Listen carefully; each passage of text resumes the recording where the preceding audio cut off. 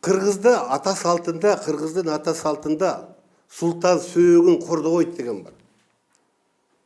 Падышаны никогда камаган эмес. Эреөлгө чыкканда өлтүргөн, бирок камаган эмес. Биз акыркы жылдарда ушундай бир жаман адатка түшүп алдык. Саясий оппоненттерди жөн эле ушу сөзсүз жөн эле каматып койбой, эч жагы Кыргызстандын эле дүйнө элинде бир мокочо кылып көрсөтөбүз.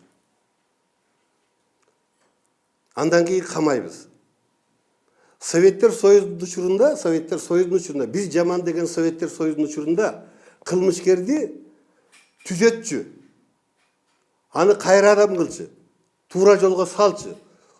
Вот соттун чечими, уголовный политика ошондой жүргүзүлгөн. Адамды кайра тарбиялоо багытында. Биз эгемендикти алгандан бери адамды кайра тарбиялоо багытын унуттук. Тескерисинче ким болбосун жок кыласыз, үй бүлөсү менен.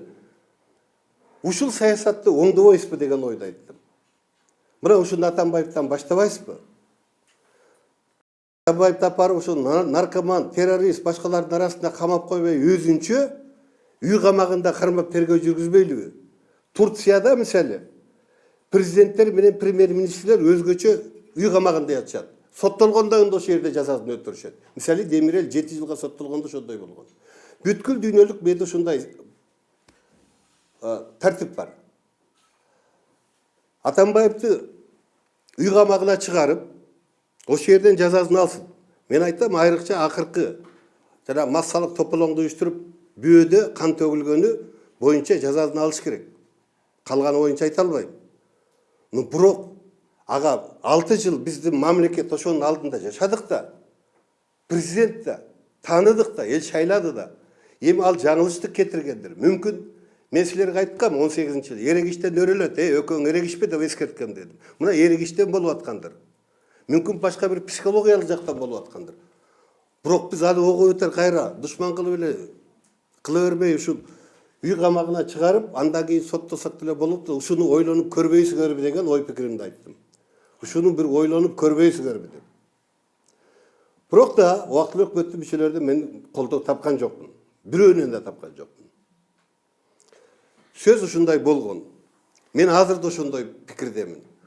Биз өзүбүздүн жакшыларды, кече эле жакшы болуп жүргөн мамлекет башы жүргүп болгон адамдарга жакшыдай мамиле кылганды үйрөнүшүбүз керек. Кылмышкерлерди жазалап жок кылганын ордуна аны кайра тарбиялоо багытында уголовный политика жүргүзүшүбүз керек. Мына ошону мен президенттен сурадым, ушуну Атамбаевден баштабайсызбы? Мүмкүн оңолбойлу, сиз ошого таш менен урганда аш менен ур деген мамиле кылсаңыз, мүмкүн президент дагы өкүнөр. Ал тергөөгө жолто боло албайт.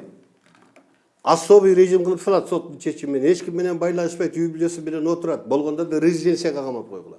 Резиденцияга эч ким кире албайт.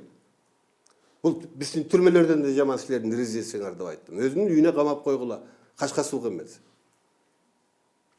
Бул президент менен жолуккандагы ушул сөз көбүрөөк чыгып атат. Мен ушул жөнүндө айтып коем. Мен ошондой позициямды айттым.